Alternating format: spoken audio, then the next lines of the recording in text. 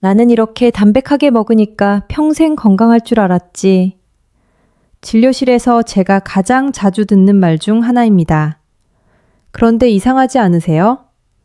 짜게 먹지도 않고 술도 멀리하고 일부러 채소 위주로 식단을 지키는데도 요즘 들어 몸이 점점 무거워지는 느낌.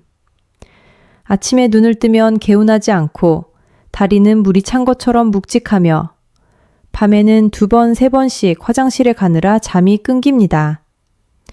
낮에는 이유 없이 피곤하고 예전보다 숨도 쉽게 찹니다. 많은 분들이 이런 변화를 나이 들어서 그렇겠지 하고 넘기십니다. 하지만 저는 이 순간이 가장 위험하다고 말씀드립니다. 이런 증상들은 단순한 노화가 아니라 몸속에서 가장 조용히 일하던 기관이 지쳐가고 있다는 첫 신호일 수 있기 때문입니다. 우리 몸에는 하루 종일 피를 걸러 노폐물을 빼주는 정수기 같은 필터가 있습니다. 평생 쉬지 않고 일해온 그 필터는 겉으로 아프다고 소리치지 않습니다. 대신 아주 미묘한 신호로만 도움을 요청합니다. 다리가 무겁다. 얼굴이나 발목이 조금 붓는다. 밤에 소변 때문에 잠을 설친다.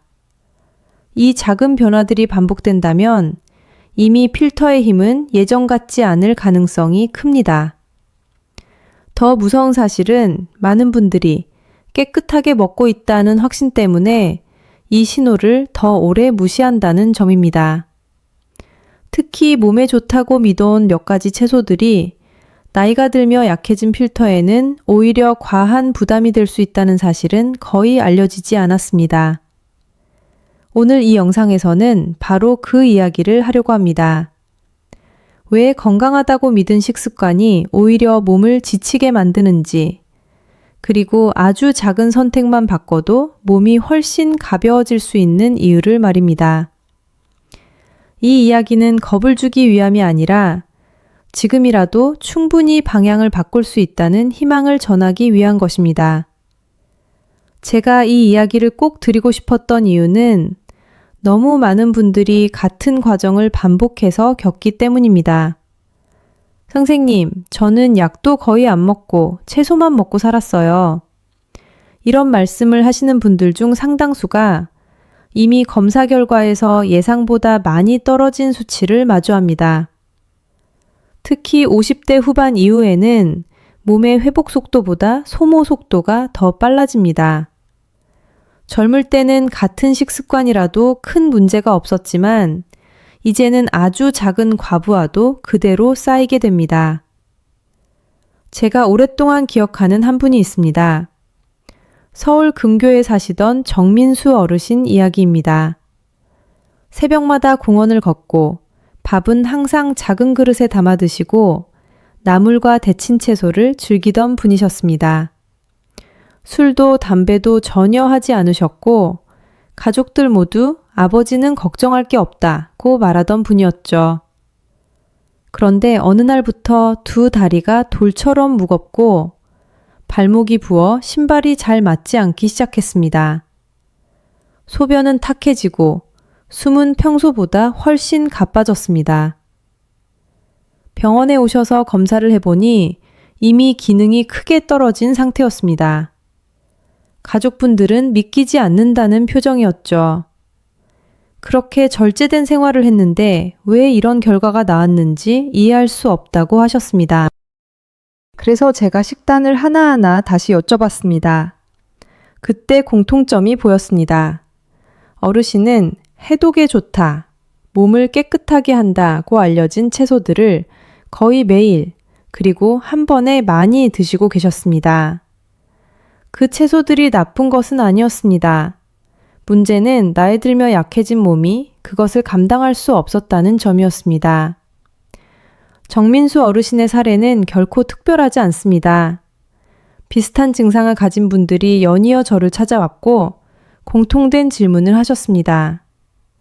왜 평생 먹어온 음식이 이제 와서 문제를 일으키나요? 이 질문에는 아주 중요한 답이 숨어 있습니다. 우리 몸, 특히 이 필터 역할을 하는 기관은 하루아침에 망가지지 않습니다. 수십 년 동안 아주 천천히 지쳐갑니다. 마치 집에서 쓰는 정수기 필터처럼 말이죠.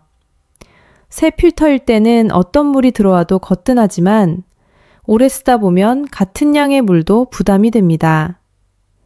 50세를 넘기면 이 변화는 더 분명해집니다.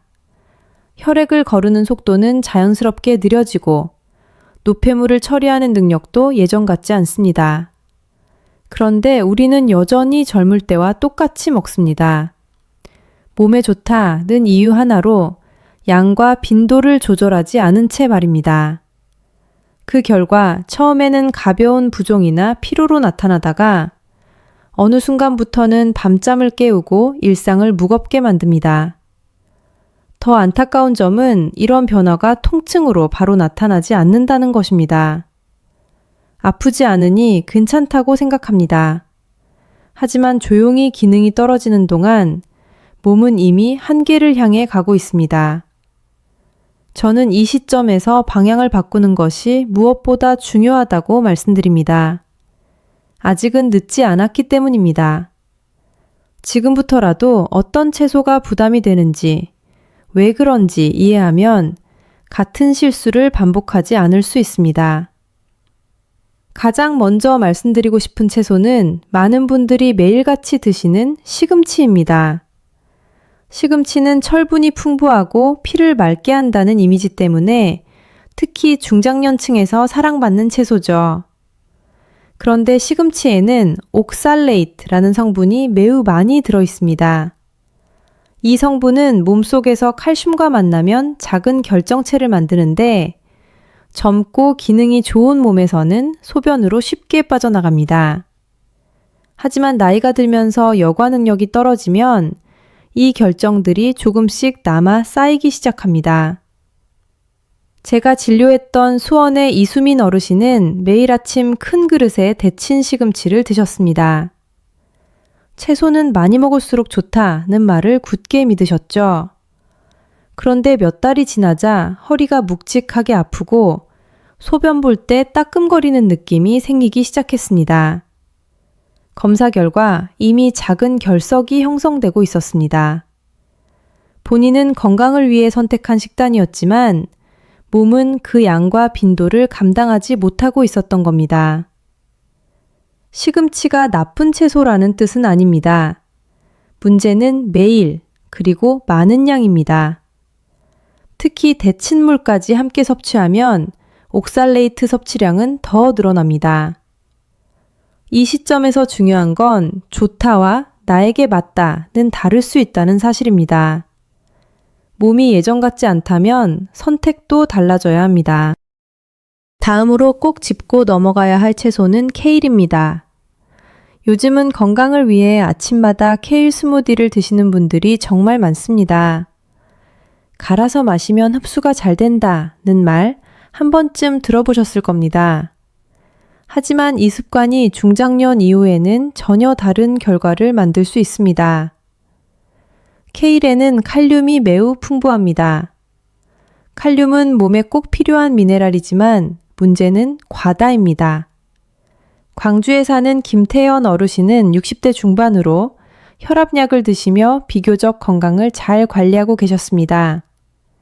지인이 케일 주스 한 잔이면 해독이 된다고 권하자 그는 3개월 동안 거의 매일 아침 케일을 갈아 마셨습니다. 그러던 어느 날 갑자기 심장이 두근거리고 어지러움이 심해졌습니다.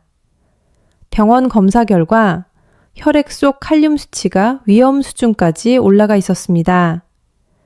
조금만 늦었어도 심각한 부정맥으로 이어질 수 있는 상황이었습니다. 젊고 건강한 몸은 여분의 칼륨을 소변으로 잘 배출합니다. 하지만 나이가 들고 혈압이나 혈당 문제가 하나라도 있다면 이야기는 달라집니다. 갈아서 마시는 한 컵의 스무디에는 평소보다 몇 배 많은 칼륨이 한 번에 들어옵니다. 몸은 천천히 처리할 시간을 얻지 못하고 그대로 부담을 떠안게 됩니다. 케일이 문제가 아니라 방식과 양이 문제라는 점을 꼭 기억하셔야 합니다. 그 다음으로 많이들 놓치는 채소가 바로 시래기, 즉 무청입니다. 특히 시골에서 자라신 분들, 그리고 따뜻한 국물을 좋아하시는 어르신들께 시래기국은 마음까지 편안해지는 음식일 겁니다. 강원도에 사시는 72세 최용호 어르신도 매일 저녁 시래기국을 드셨습니다. 어릴 적 기억이 담긴 음식이라 하루라도 거르면 허전하다고 하셨죠. 문제는 말린 무청의 성분입니다. 무청을 말리는 과정에서 칼륨과 나트륨의 농도가 신선할 때보다 2배 이상 높아집니다. 여기에 된장이나 간장으로 간을 하면 신장은 한 그릇만으로도 큰 부담을 받게 됩니다. 처음에는 밤에 화장실을 한두 번 더 가는 정도였지만 몇 달이 지나자 다리가 쉽게 붓고 아침에 일어나도 개운하지 않았습니다. 검사 결과 신장 기능은 이미 40% 가까이 떨어져 있었습니다. 최용호 어르신이 가장 충격을 받은 건 건강식이라고 믿었던 음식이 원인이었다는 사실이었습니다. 시래기가 나쁜 음식은 아닙니다. 다만 50세 이후에는 양과 빈도를 반드시 조절해야 합니다. 특히 국물까지 함께 드시는 습관은 신장을 쉬지 못하게 만듭니다. 시래기를 드신다면 점심에 건더기 위주로 싱겁게 드시는 것이 최소한의 안전선입니다. 전통 음식일수록 몸 상태에 맞게 조절해야 한다는 점 꼭 기억해 주세요. 네 번째로 꼭 짚고 넘어가야 할 채소는 바로 묵은지입니다. 많은 가정에서 묵은지는 한 번 데치면 괜찮다, 오래 숙성돼서 오히려 몸에 좋다 라고 믿고 계십니다. 전라도에 사시는 70세 박금자 어머님도 같은 생각이셨습니다. 짠맛과 신맛을 빼기 위해 묵은지를 데쳐서 매일 반찬으로 드셨죠. 그런데 문제는 오래 발효된 김치 속에 자연스럽게 생성되는 니트라이트라는 물질입니다. 이 성분은 단순히 데친다고 사라지지 않습니다. 니트라이트는 몸속에 들어가면 신장의 역과막, 즉 아주 미세한 필터 구조를 조금씩 손상시킵니다. 처음에는 아무 느낌이 없습니다. 하지만 시간이 지나면 밤에 자주 깨고 낮에는 이유 없이 졸리고 얼굴빛이 탁해지는 변화가 나타납니다. 박금자 어머님도 불면과 피로를 나이 탓으로 넘기셨다가 검사에서 초기 신부전 소견을 받으셨습니다. 김치는 한국인의 밥상에서 빼놓을 수 없는 음식입니다. 그렇다고 완전히 끊으라는 뜻은 아닙니다. 다만 60세 이후에는 묵은지보다는 비교적 숙성이 덜 된 김치를 소량, 그것도 점심에 드시는 것이 좋습니다. 김치 국물은 반드시 피하시고요. 데치면 괜찮다는 말만 믿고 계속 드시는 습관이 오히려 신장을 조용히 지치게 만들 수 있다는 점을 꼭 기억해 주시기 바랍니다. 5번째로, 많은 분들이 의외라고 느끼시는 채소는 바로 미역입니다. 특히 미역국은 몸을 맑게 하고 혈액에도 좋다, 매일 한 그릇씩 먹으면 건강해진다 라는 말을 믿고 습관처럼 드시는 분들이 많습니다. 부산에 사는 59세 김미경 씨도 그중 한 분이었습니다. 친구들 사이에서 미역국을 매일 먹으면 염증도 줄고 심장에도 좋다는 이야기가 퍼지자 아침마다 미역국 한 그릇을 꼭 챙겨 드셨습니다. 하지만 미역에는 요오드와 칼륨이 모두 많이 들어 있습니다. 젊고 신장이 건강할 때는 큰 문제가 되지 않지만 50대 이후 신장 기능이 조금이라도 떨어지면 이 두 성분을 동시에 처리하는 것이 큰 부담이 됩니다. 김미경 씨는 몇 달이 지나면서 이유 없는 피로, 두근거림, 손떨림을 느끼기 시작했고 검사 결과 요오드와 칼륨 수치가 모두 정상 범위를 넘어 있었습니다. 이 상태가 지속되면 신장뿐 아니라 갑상선과 심장에도 영향을 줄 수 있습니다. 미역이 나쁜 음식은 아닙니다. 다만 매일, 그것도 국으로 많은 양을 드시는 습관이 문제입니다. 60세 이후에는 미역국을 일주일에 한두 번 아주 싱겁게 드시는 것이 적당합니다. 특히 저녁보다는 점심이 좋습니다. 몸에 좋다는 음식도 나이와 몸 상태에 따라 독이 될 수 있다는 사실, 미역국 역시 예외가 아니라는 점을 꼭 기억해 주세요. 여기까지 이야기를 들으신 분들 중에는 이런 생각이 드실 겁니다. 선생님, 평생 먹어온 채소들인데 왜 이제 와서 문제가 되는 건가요? 이 질문은 정말 중요합니다. 답은 단순합니다. 신장은 하루아침에 망가지지 않기 때문입니다. 신장은 마치 정수기 필터처럼 수십 년 동안 쉬지 않고 일하다가 어느 순간부터 조용히 지쳐갑니다. 50세가 넘으면 신장의 역과 속도는 자연스러운 노화로 감소하고 혈관의 탄력도 떨어집니다. 겉으로는 멀쩡해 보여도 속에서는 처리 능력이 예전 같지 않은 상태가 됩니다. 이 시기에 옥살레이트가 많은 시금치, 칼륨이 높은 케일과 미역, 나트륨과 니트라이트가 쌓인 묵은 김치 같은 음식이 반복해서 들어오면 신장은 쉬지 못하고 과부하 상태에 놓입니다. 문제는 신장이 거의 통증 신호를 보내지 않는다는 점입니다. 위나 심장처럼 아프다고 바로 알려주지 않습니다. 그저 밤에 화장실을 자주 가게 하거나 다리가 무겁고 붓는 느낌, 이유 없는 피로감 같은 아주 약한 신호만 보낼 뿐입니다. 그래서 많은 분들이 그냥 나이 들어서 그렇겠지 하고 넘깁니다. 하지만 이 작은 신호들이 쌓이면 어느 날 검사에서 신장 기능이 절반 이상 떨어졌습니다. 라는 말을 듣게 됩니다. 실제로 제가 진료실에서 만나는 환자 10명 중 8명은 이렇게까지 나빠진 줄 몰랐다고 말씀하십니다. 신장은 조용히 망가지기 때문에 우리가 더 먼저 눈치채고 생활을 조절해 주어야 합니다. 이제부터는 같은 실수를 반복하지 않기 위해 꼭 기억해야 할 핵심 원칙을 말씀드리겠습니다. 그렇다면 신장이 약해지기 시작하는 50세 이후 우리는 무엇을 기준으로 식단을 바꿔야 할까요? 저는 진료실에서 늘 3가지 원칙을 강조합니다. 어렵지 않고 오늘부터 바로 실천할 수 있는 기준입니다.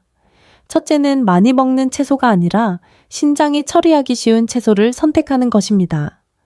몸에 좋다는 말만 믿고 특정 채소를 매일 한 그릇씩 먹는 습관이 오히려 독이 될 수 있습니다. 신장은 양보다 균형을 더 중요하게 생각합니다. 둘째는 조리 방법입니다. 옥살레이트나 칼륨이 많은 채소는 반드시 끓는 물에 한번 데쳐야 합니다. 이 과정에서 부담이 되는 성분이 물로 빠져나옵니다. 그런데 많은 분들이 여기서 실수합니다. 국물이 더 영양이 있겠지 하고 그 물까지 드시는 겁니다. 사실 그 국물에는 신장이 힘들어하는 성분이 가장 많이 녹아 있습니다. 데친 물은 미련 없이 버리셔야 합니다. 특히 시금치나 케일을 갈아서 마시는 스무디는 53 이후에는 절대 추천하지 않습니다. 한 컵에 하루치 이상 미네랄이 농축되어 신장이 감당할 수 없습니다. 셋째는 먹는 시간입니다. 신장은 낮에 가장 활발하고 밤에는 쉬어야 합니다. 저녁에 부담되는 채소를 먹으면 밤새 신장은 일해야 하고 그 결과가 야간뇨와 숙면장애로 나타납니다. 채소는 가능하면 점심에 드시고 저녁에는 아주 가볍고 싱겁게 드시는 것이 신장을 살리는 길입니다. 이 3가지 원칙만 지켜도 많은 분들이 몸이 한결 가벼워졌다고 말씀하십니다. 이제 많은 분들이 가장 궁금해 하십니다. 그럼 선생님, 결국 우리는 뭘 먹어야 합니까? 금지 목록만 들으면 막막해지기 마련이죠. 그래서 저는 반드시 함께 알려드립니다. 신장에 부담을 거의 주지 않으면서 오히려 회복을 돕는 채소들입니다. 이 채소들은 제가 수백 명의 환자분들께 권해왔고 실제로 야간뇨가 줄고 아침에 다리가 가벼워졌다고 가장 많이 듣는 식재료들입니다. 첫 번째는 애호박입니다. 애호박은 수분이 많고 섬유질이 부드러워 신장이 역과해야 할 부담이 적습니다. 가벼운 부종이 있거나 몸이 자주 붓는 분들께 특히 좋습니다. 인천에 사시는 60대 남성 환자분은 점심에 애호박국을 일주일에 2번만 추가했는데 한 달 뒤 밤에 화장실 가는 횟수가 절반으로 줄었다고 하셨습니다. 중요한 건 간을 아주 싱겁게 하는 것입니다. 두 번째는 가지입니다. 물렁하다고 싫어하시는 분들도 많지만 바로 그 부드러움이 신장에는 큰 장점입니다. 가지에는 신장 모세혈관을 보호하는 항산화화 성분이 풍부합니다. 부산의 한 환자분은 밤마다 3번씩 깨던 분이었는데 가지를 찜으로 일주일에 3번 드신 뒤 깊이 잠들기 시작했다고 했습니다. 세 번째는 어린 배추입니다. 맵지 않고 자극이 적어 소화가 약한 분들에게 좋습니다. 수용성 식이섬유가 장과 신장의 부담을 동시에 덜어줍니다. 아주 싱겁게 끓인 배추국 한 그릇만으로도 몸이 편안해지는 분들이 많습니다. 네 번째로 꼭 말씀드리고 싶은 채소는 무입니다. 무는 예로부터 몸에 열을 내려주고 노폐물 배출을 돕는 채소로 알려져 있습니다. 신장이 약해지면 몸 안의 열과 노폐물이 함께 쌓이기 쉬운데 무는 이 부담을 비교적 부드럽게 풀어주는 역할을 합니다. 특히 밤에 몸이 답답하고 잠이 잘 오지 않는 분들께 도움이 됩니다. 서울에 사시는 70대 여성 환자분은 저녁마다 속이 더부룩하고 잠들기 힘들어 했는데 일주일에 3번 아주 싱거운 무국을 드신 뒤 몸이 식으면서 잠이 훨씬 편해졌다고 말씀하셨습니다. 5번째는 깨씹입니다. 깨씹은 향이 강하지만 신장을 자극하지 않고 요로를 보호하는 성분이 들어 있습니다. 소변이 자주 마렵거나 잔뇨감이 있는 분들께 특히 좋습니다. 제가 진료실에서 자주 듣는 말이 있습니다. 깨씹 몇 장씩 먹었을 뿐인데 밤에 화장실 가는 횟수가 줄었어요. 한 번에 많이 드실 필요는 없습니다. 하루에 3-4장, 꾸준히가 핵심입니다. 이 5가지 채소의 공통점은 하나입니다. 몸을 해독하겠다고 몰아붙이지 않고 신장이 스스로 일할 수 있는 여유를 준다는 점입니다. 나이가 들수록 중요한 것은 더 많이 먹는 것이 아니라 덜 힘들게 먹는 것입니다. 채소도 마찬가지입니다. 신장이 편안하면 몸은 놀라울 만큼 빠르게 반응합니다. 여기까지 들으신 여러분께 꼭 한 가지 말씀드리고 싶습니다. 신장은 어느 날 갑자기 망가지는 장기가 아닙니다. 오늘의 작은 선택들이 쌓여서 몇 년 뒤의 결과를 만듭니다. 몸에 좋다고 믿고 매일 먹던 채소가 나이가 들면서는 오히려 부담이 될 수 있다는 사실을 오늘 처음 알게 되신 분들도 많으실 겁니다. 하지만 너무 걱정하지 마세요. 지금 이 순간부터 선택을 바꾸면 충분히 방향을 되돌릴 수 있습니다. 제가 진료실에서 가장 자주 듣는 말은 조금만 더 일찍 알았더라면 입니다.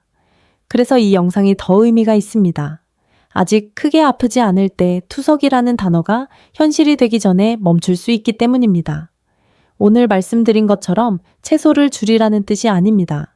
시금치, 케일, 묵은지, 미역 같은 채소는 가끔 적당히 드시고 애호박, 가지, 어린 배추, 무, 깨씹처럼 신장이 편안해 하는 채소를 자주 부드럽게 드시는 것이 핵심입니다. 그리고 기억하세요. 생으로 갈아 마시는 습관, 짠 국물까지 마시는 식사, 밤늦게 채소를 많이 먹는 행동은 신장을 쉬지 못하게 만듭니다. 신장도 쉬어야 회복됩니다. 오늘부터 딱 한 가지만 바꿔보세요. 점심 위주로 채소를 먹고 저녁은 가볍게. 이 작은 변화가 밤잠을 바꾸고 다리 붓기를 줄이고 몸을 다시 가볍게 만듭니다. 이 영상이 도움이 되셨다면 혼자만 알고 계시지 말고 부모님, 배우자, 형제에게 꼭 공유해 주세요. 누군가의 신장을 지킬 수 있는 기회가 될 수 있습니다. 여러분의 몸은 아직 충분히 회복할 힘이 있습니다. 오늘 선택이 10년 뒤의 건강을 만듭니다.